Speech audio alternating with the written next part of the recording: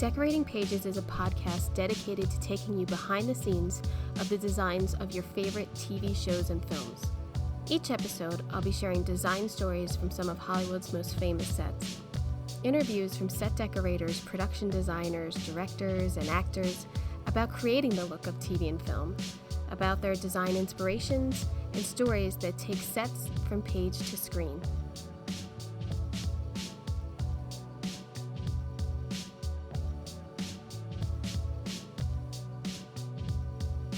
Hello, and welcome to Decorating Pages podcast. I am your host, Kim Wanup. How are you? Ring the bell. Those Phillies, those fighting Phils. I just watched the end of the game 1 against the Diamondbacks. Yep. I'm going to the World Series. I'm going to the Bowl. I'm going to the World Series. It's going to be a good year for Philly sports. That's all I'm going to say.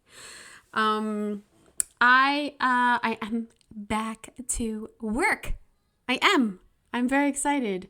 It was so exciting, actually, to get into it and dive in and have design conversations with my production designer, Ian Phillips, and talk to our set designer, Camille, or talk about graphics with Graham. And it was just, and of course, my team is trickling in, but my lead, Patrick, my buyer, Howard, it's cool. It makes you smile. And guess what? I walked onto the lot this morning and I saw 5 faces of people I haven't seen in such a long time. And that was nice too. And everyone sort of expressed I'm so glad to be working. Who knows how long we're going to work, because we can only prep for so long since the actors haven't signed. But hoping they get back to the table soon, and hoping it's before the holidays. Maybe we all could get a little something before the holidays. That would be nice. And I got a couple emails about my little rant last week's episode, and agreeing with me and saying, yeah, that's probably going to be it. And so I hope, and if you didn't hear it, just in saying, the brunt of cutbacks and things are going to be taken out on, I believe, are going to be taken out on creative departments. And that's a real shame. It's going to be, even I'm sure lighting and grips and costumes and makeup, I'm sure it's all going to be felt for us. They're just going to tighten up. It's inevitable. We know it. And I guess all we can do is learn from these negotiations. And then when IATSE goes to the table next year, we have a bigger, better picture of what everybody's getting and the fairness and what we all just want to have for our positions. So hoping we all learn from it, and hoping that all of these other unions stand by us the way we have stood by them. So hope, and fingers crossed. Yeah.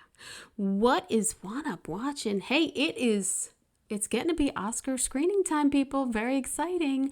I went to a preview of the movie Priscilla, directed by Sofia Coppola.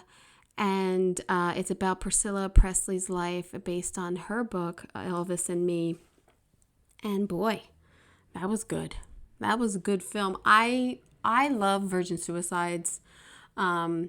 I loved, Marie Antoinette. I mean, I'm a fan of her work. I do feel, as in some of her other films, the middle drags a little bit, but overall, it's definitely go see it. The period is great.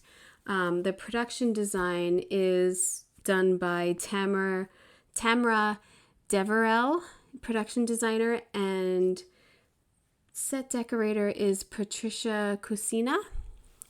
Bravo. I thought Graceland and Her House in Germany, and just very, very minute details that I guess Priscilla was involved in giving everyone.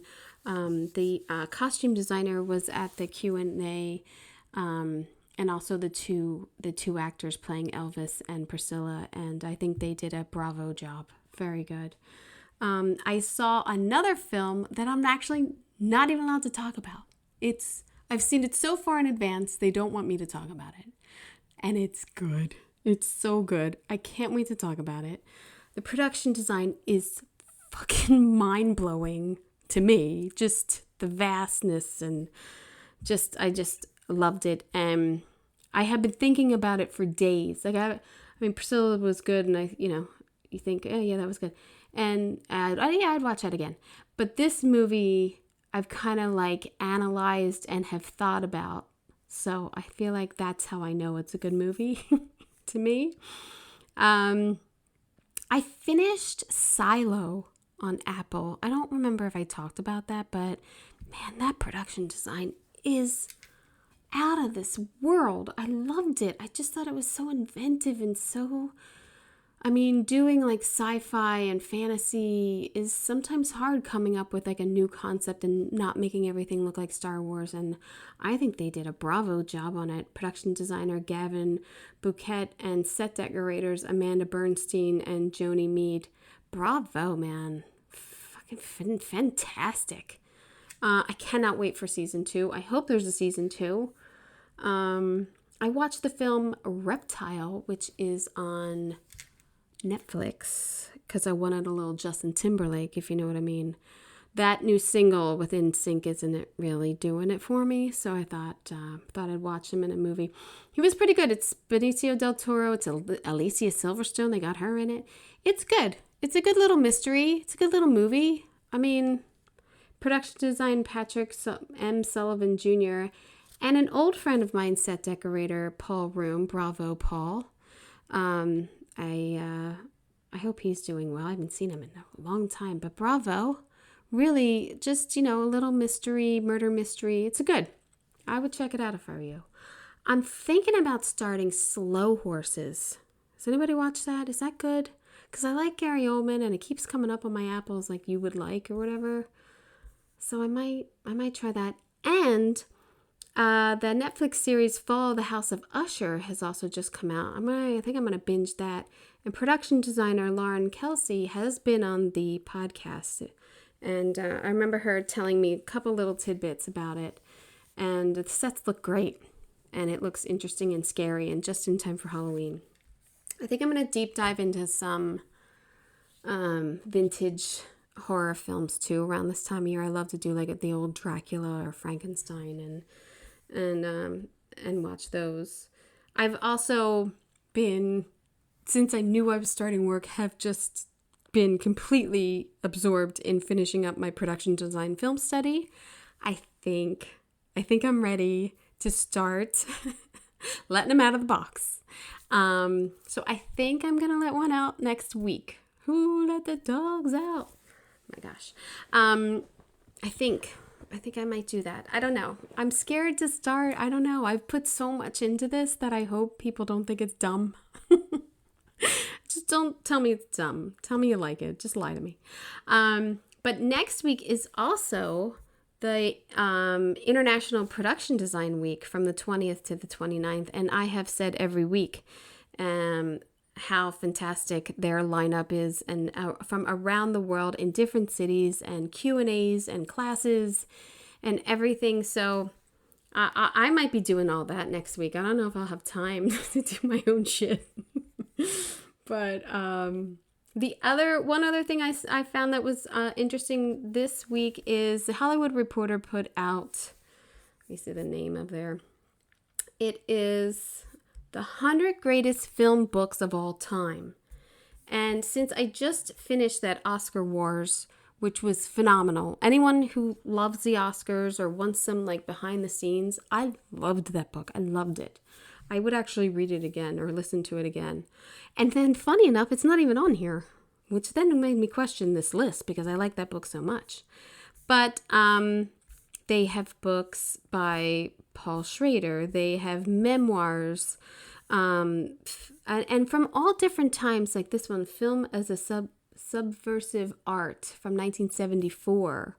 I mean, Wishful Drinking from Carrie Fisher. So there's a lot of Walt Disney life and biography. Negative Space, Manny Faber on the movies, and that's from 1971. Here's David Niven from 1971. Oh, there's a lot in the 70s, huh? But yeah, so I've got this up here. I put 3 or 4 of them on my audiobooks wish list. So I am set for the next couple months. Well, on my commute, which will probably only take me a couple weeks, since it's an hour there, hour 10 home. Awesome. I'm going to bust through some of these books, but it's a good list. Again, it's the Hollywood Reporter, the 100 greatest film books of all time. So check that out. I thought it was interesting. What else I got to say? I think that's it. Let's talk about this episode. Set decorator Bradley Lang talks about the new Peacock series, The Irrational. The show follows a world-renowned professor in behavioral science, Alex Mercer, as he leads his unique expertise on an array of high-stakes cases. Him and I talk about character development in set dressing, especially in like 1 hour crime, and how it evolves over the season for his show. It was great to talk to someone who does 1 hour as I've done, like with Bones, where there's murders, and how you're developing these, characters that will only be in the one episode, but you don't want to give away the killer, or you want to, throw the audience off in the set dressing of another character. So we had a fun time discussing that. And also, reminiscing a little about my Bones days in my head while I was talking to him. So that was fun. It was an absolute pleasure to meet with him and talk with him. So I hope you enjoy. I am also a decorator. We certainly drive a lot for our jobs. I mean, Right. it's part of our everyday multitasking is driving, doing a meeting, and being on the phone telling buyers what to do. So, Well, that explains your wallpaper, because as soon as you came on, I was just like, "Ooh, that's good." yeah.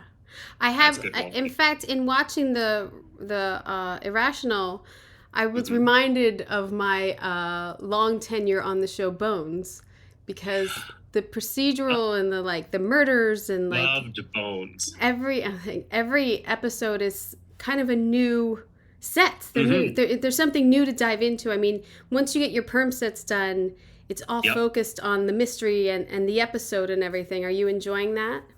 Oh, I love it. Yeah. It's very nice to be able to decorate to character Yes. and to feel like you're helping to motivate the story Yes. and give the actors motivation and make them feel like they're just as immersed in the environment that the writers have given you, Yeah. so that they can give their best performance. Yeah. I mean, I'm sure it'll come up to, the mysteries or the murders and how the sets are the characters for these things. And that, Very much so. I really loved that. And I also loved, it's something different. It's not a hospital. It's not a police station every episode. So how you feeling about that? I really like the feeling of being able to walk into all these different characters, that every episode you're getting fed these new people, Yeah. because you're getting into their mindsets, the mindsets of their environment, how they say it's a murderer, just for an example, say it's a murderer. Yeah. What has created them through their life to become that person, and what's in the background of everybody's place is their life history and their story. Yeah. Yeah. And you don't want to be deliberate, as you know. You don't want to be deliberately placing things. Yeah, you don't want to be on the nose, but Exactly. But it's really fun to try and to speak to the writers, yeah. and to ask them, so what's the history of this person? Where did they come from? Silly questions like, where do you think they went to school? Yeah. Oh, yeah. Get the What diplomas, did they get study? them printed out. What do they print? In fact, I think it was in episode 2, the Mhm. writing partner's apartment was really good. How you layered so much Thank with you. the books and the manuscripts and everything, and really gave that character some depth. That set was so fun. It was so fun because it's dense in Yeah. that area where he works. Yeah. And we decorated it, dressed it the first time, and then we took it down by half. Oh, yeah. Well, you always have to have more. It's always better to Exactly. have more than less, than you're screwed. Exactly. But it was just if you zoom in, and because of the way everything's shot in HD, everybody can put it on a Yeah. computer and zoom in. So every book is chosen. Every piece of paper has writing to character. Yeah. So that if somebody does go in really tight, the character still follows through. Yeah. And yeah. Well, that's the best part of our job, having the character there without any actors. It is, and that was a gorgeous space. They chose such a wonderful location. It was a location. I was going to ask if it was. It looked like a location because you must have been up on the second or third floor. Was that? We were up, I think, a little bit higher than that. I think Yeah. we were on 7 or 8 for that one. Yeah. But that's down in that area is all old factories and things like that. It's a lot of lofts in that area, so you get those beautiful brick tones and the beams, and that's heaven to play with. You had kind of the opposite in episode 1 with the influencer's apartment, which was like pure white.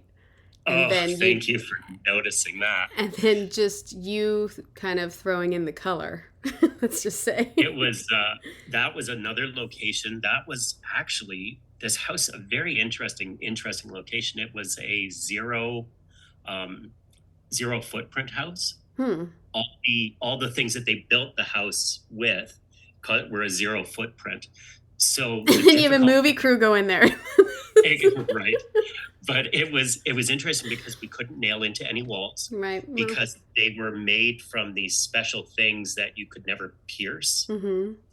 So, and interesting things like that. And our art for us is chosen very, very, very carefully. I spend days choosing art for characters, speaking to the production designer, Eric, and I work really close together. Yeah. But speaking to costumes so that, characters not walking by and blending into the art. Yeah. And then working with the DP so that he's getting the bounce of light and influence of color for where he wants the characters to be. But we spent so much time with art, and that character was so fun. Yeah. Well, and the drape. Big kind of like just Andy Warhol's type big posters of themselves, but in different color tones and everything, and that's always fun. Yeah. Did you if you get a chance to see that episode again, pay attention to the drapes. No, the drapes, that's what I was going to say. It's a multicolor of drapes, not quite a rainbow, but you have like a palette there, and they're floor to ceiling, I think. Floor to ceiling, and they were silk. Yeah, they're beautiful. And we had the silk brought in from New York, and it was just so gossamer thin, and it just every time anybody moved in the space, the drapes movement had that little bit of ripple, which helped with the character. Oh yeah, and it was the ombre of pinks and lavenders and purples. Yeah. It just it felt very feminine, yet very. It wasn't Miami, but it felt a bit Miami. Mm-hmm. Because you wanted her to be hot and cool, and hot as in hot, popular, and cool as in super, laid back, cool.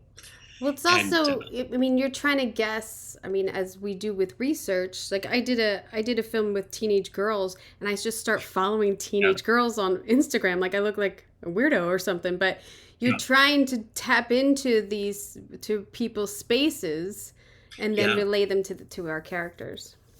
I have a niece who's very, very prominent in my thought process whenever I'm doing a young female character, because she calls and I hear about her friends and I hear about the things they're doing, and they're young, so I can get better information. Yeah. And that character was a lot. I had my niece Zoe in my head when I was doing it, because her favorite color has always been pink. And so it was trying to see what in my head Zoe would look like if she was in that circumstance, and what kind of space would she like. Nice. And you do as a decorator, you try to look at the character, I find, and see how you can find you in them and how you would perceive as them their environment. Right. Does that right. make well, sense? Yes, because when you're sitting at a desk well, is this person left-handed or right-handed? Where's the phone going to go? Where's the monitor? Like, you put all this stuff in and then they take the monitor out, but for shooting. But, like, Right. you're still sitting at a desk giving it personality. Where are the Post-it notes? Right. Where's the easiest place for me to get this? What's in that drawer that they need to open? Realistic, making it Exactly. real. What I didn't find, at least in the episodes I watched, is Alex's house, or Alex's house yet. We're not there yet. Are we getting there? I don't know, but we always see a character's environment. I'm sure we'll get there. But his office is fantastic with that graphic bookshelf that you have in there. I love it. Are there other specific pieces of dressing in there for his character that you really zeroed in on? Very much so.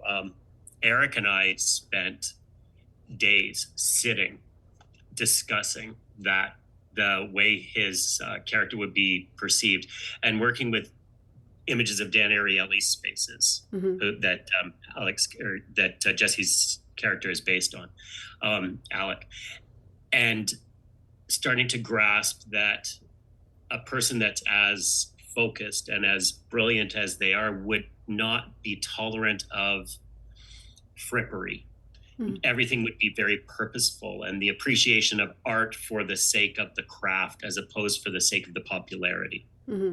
And so his desk is from it's a vintage desk from the 70s from Saint-Marie and Laurent. And it's a cantilever desk. It's beautiful. It's a super collectible. And then the bookcase, like you were saying, Alec's character relating to Dan Ariely, Dan has that bookcase, and it's from Germany. It's from a German company that works in all sustainable product. And the USM take a good look at the sideboards behind and in front of his desk, and those are the USM pieces, the chrome and the lacquered metal. Oh, beautiful! And they're original ones. So, and they're beautiful. I love too how it's because it's not a regular bookcase in a sense where you can stand books straight up or anything. Exactly. And everything's kind of askew, which is really lends. I thought visually it really connects to his character. Yeah. And as you were saying, like, just because of the character who he is doesn't mean that he's anal about everything. No, it allows him to be there. There's that the way of designing and the way a lot of people like their space to be very balanced, as in left and right side, and the same thing with the trees on either side of your door that look exactly the same. Right. That sort of mindset. But with Alec's character, it was very important that we visually demonstrated process. Right. And the process of getting from A to B thought-wise, and how is he doing that? And surrounding himself. If you look as the series progresses, if you look in the bookcase, different things keep appearing that will speak to things that he's doing and things that would influence his thought process at that time. And he would bring those things into his space so that he could influence his own process. Right. So there's a lot of interesting things in those bookcases as you'll see snippets of them, but there's a lot of very interesting things. And that office is a build, like Eric designed that office. Yes. It's not a yes. It was based on a location that during the pilot that we shot in, but then we were able to expand on it. Eric was able to give it a little bit more film friendliness as well as create more light and things of that nature. Because the graphics are really nice, again, against the white walls and the glass and everything that you can see through. We can see our furniture, we can see our sets. Like, I'm always a big fan of that, like having the depth to see other rooms. And we've our DOP Todd, who's so talented, really loves playing with light, and that's a decorator's dream, that he actually loves the lamps but uses them the way you would use them. Yeah. Instead of it's not a lamp store. It's not. Right. It's not a lamp store. Exactly. Yeah. Exactly. And sometimes you end up feeling like that, or you're pushed to go that way. But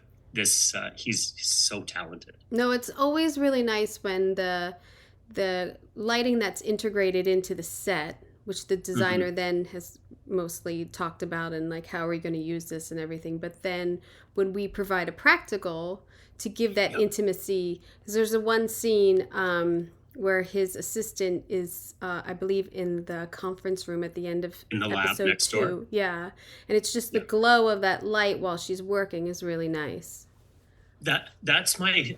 I have always, since I started into the business, always looked at a room, and I used to have an interior design company as well. So I've always looked at a room to understand what it will look like at night. Right.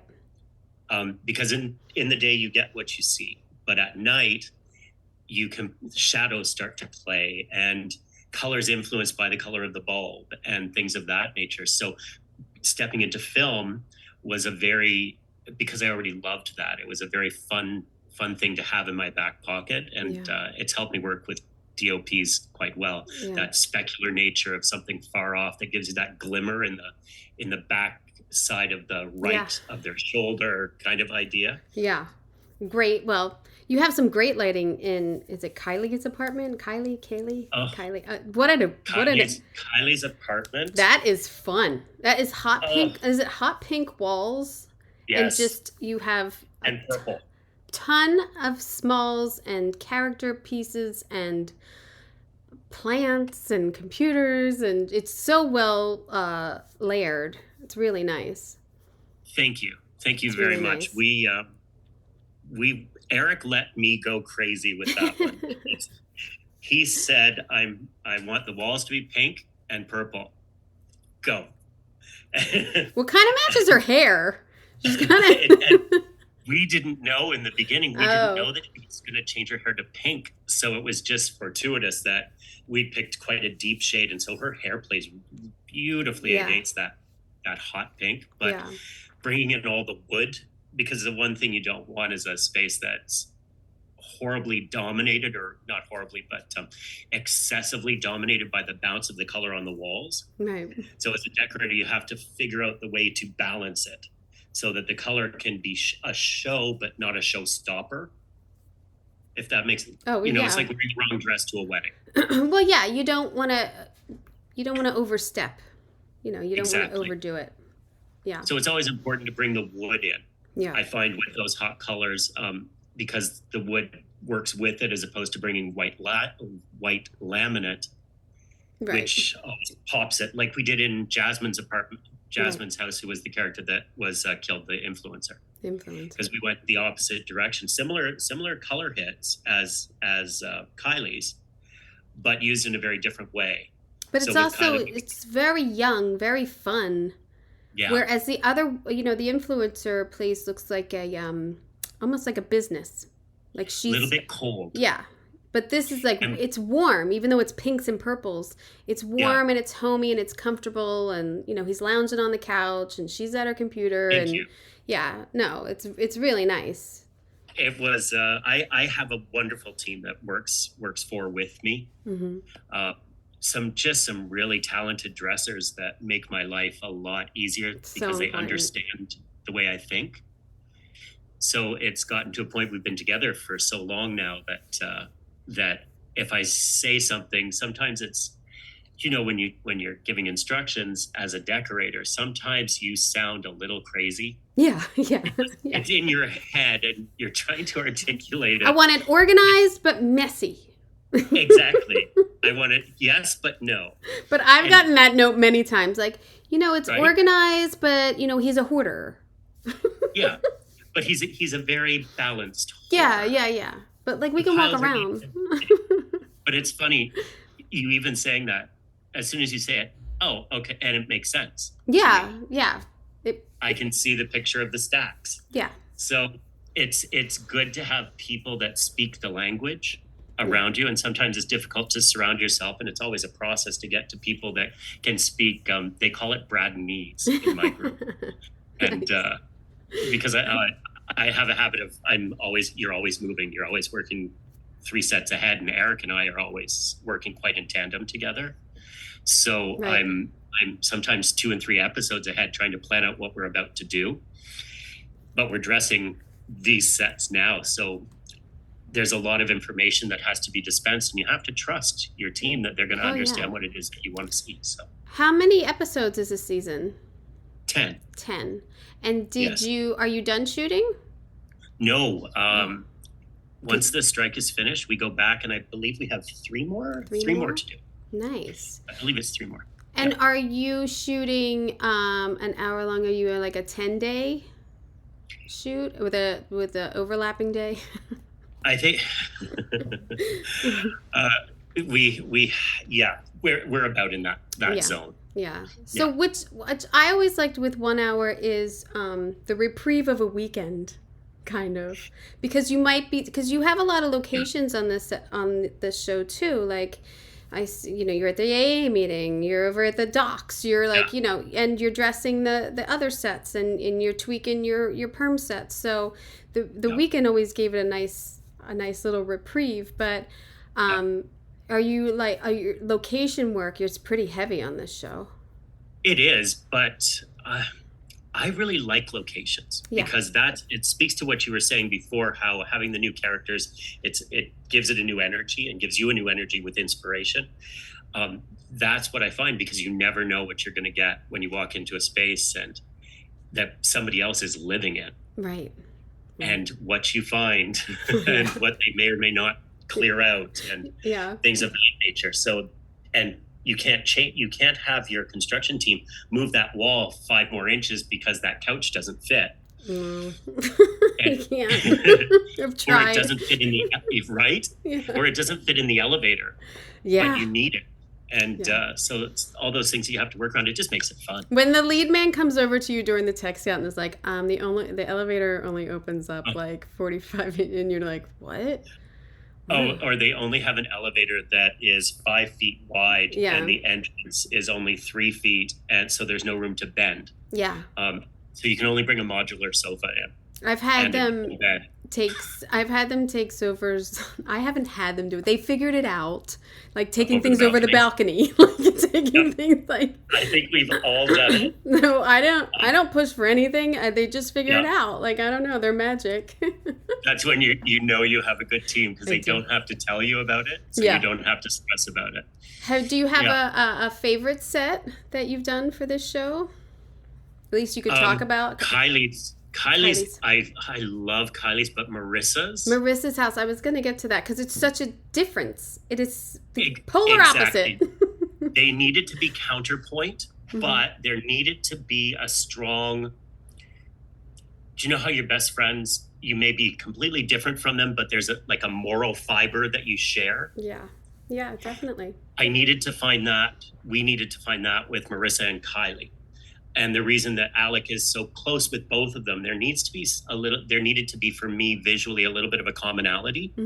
So the way we did that is adding a little bit more wood to Marissa's, and adding the plants and keeping the plants. I'm a big plant guy as a decorator. Well, it brings life to the set. It gives you life. It does. And it's important. And again, it speaks to character, but that was how we played the two of them, the matching of the two of them. But stylistically, Marissa's a mature woman who's had a life and has had a history. So her place needed to look collected. But if you look at Kylie and look at what's in her space, and then look at Marissa and look at what's in Marissa's space, and then contemplate what Kylie would be like when she got older. Yes. Oh, that's important. That's nice. So just take a look and you'll see, because that was a little bit of what was in the back of my head, because it's that collected. But, as you get older, the art on your walls stops being prints and it starts being originals. Oh, well, yeah. You grow up. And exactly. And the collected, like pots and things like that, they stop being shoved into places and you start featuring them. Right. And they look like, exactly. They look less like collectibles and more like art. Yeah, I'm going to look at Marissa's place, and her bookshelves in the family room. I love. I do love those. Those are really good. And the counters in her kitchen. I don't know if I recognize. Take a look. Saw those. You catch it when when she and Alec are having that one evening where they're going over case files about episode two. Episode and he goes to the wrong cabinet. He goes to the wrong cabinet. Take a look at what's happening with her counters, because again, it's working with our props man, Andrew Watling. He and I have been working together for years now. Oh, nice. And there's quite a good synergy. So he needs stuff that he can use as he's doing things. And her counters were a very fun thing to work on. There's a little bit of blue and white. Yeah, there's a little bit of this, a little bit of that, but it says, I've traveled, I've had a life, I have these things happening. With or without him. With or without. Well, it was important that it didn't look like him at all. Right. She took him out because they separated. She edited him right out. Divorced, yeah. Yeah. The independence of changing. I don't know if I'd change my cup drawer, but I guess. Well, I don't know. My mother still comes over to my house and moves mine back to the way she likes it. That's fine. And then leaves again. So there you go. Things change. I'm so glad to have met you. It's always such a pleasure to meet another decorator, and especially someone who I would probably never get to meet without this podcast. So thank you so much for giving me some time. I'm really enjoying the show. I'm glad I'm watching it and picked it up. So yeah, thanks so much. Good luck with the rest of the season. Yes, thank you so much. And like you said, it was really nice to meet you. It's nice to talk to somebody that speaks the same language. Yeah, I mean, I hope everybody else can. I think they do. I think we're not that complex. Yeah, I mean, it is. I always feel like I try to dumb this down a little bit for other people, but if they're listening, they're interested and they want to know our lingo. So I always feel like we're doing them a favor of just taking it up a notch and just talking. And people that like this stuff, they're watching a lot of decorating shows and they're paying attention to what we're doing, like the little lamp on your top shelf. Oh yeah. They're seeing all of these details. I still get emails every once in a while like, where did you get that blanket on Bones? And I'm like, bro, that was like 15 years ago. I know. I don't know. And it's gone. I was doing a show previously, and I constantly had to go to the producers and say, can I answer this email? They're asking me what Benjamin Moore color is on this wall, or they're asking me what color the matting is around that picture. Oh my gosh. Oh, interesting questions. Oh, that's a good one. We have a lot of high end in that other life, and you get people really digging into the details because they want to achieve a look. I like it though. I like that people are paying attention to not just faces. So it's nice. Yes. And so thank you. As I said, The Irrational is on Peacock. I'm not sure if it's on NBC. I'm just streaming now. I don't know. I cut the cord. So I just know it's on Peacock. But it's a good little find. Like I'm going to keep up with it and throw an episode on here and there. And then they're releasing them, I think, like one a week. So you can binge it at the end, which is always great. I love talking to decorators about like their inspiration for characters, and like when he was talking about the social media person with the white walls and the color and, you know, making it fresh and new and young and hip, and, you know, how we visually can describe that character without any actors and words being said. That's the real challenge, and I think he's done a great job with this show. So thank you, Bradley, so much for coming on, and I do appreciate it. So nice to meet you. Yeah, next week I think I can do it. I don't know. I think I'm gonna release next week the film study. Yeah, I didn't even say it right. The production design film study. I've worked so hard and I just messed up the whole title. Production design film study. And I have some fantastic friends and colleagues who have helped me with this in watching films and dissecting them with our design eyes and trying to teach people about production design and trying to show people like how sets were developed and what we think about, like especially like super old ones. Like with production designer Jamie McCall, we did 1929, and one of the films of the 5 that were nominated, we couldn't find a really good copy of it. It was so dark and so distorted because it's almost 100 years old. So we try to decipher, like, do you think that was a set? How could they build all that? Like, how did they build that in 1929? It's fantastic. Like, it's so exciting to go back and look at all these old films. So I would be excited to hear feedback on that if you got a chance. And so yeah, I look forward to that coming up. And many, some really good interviews coming up too that, I never like to say because then I jinx it. So yeah. So I hope you got an earful. I'm Kim Wannop for Decorating Pages.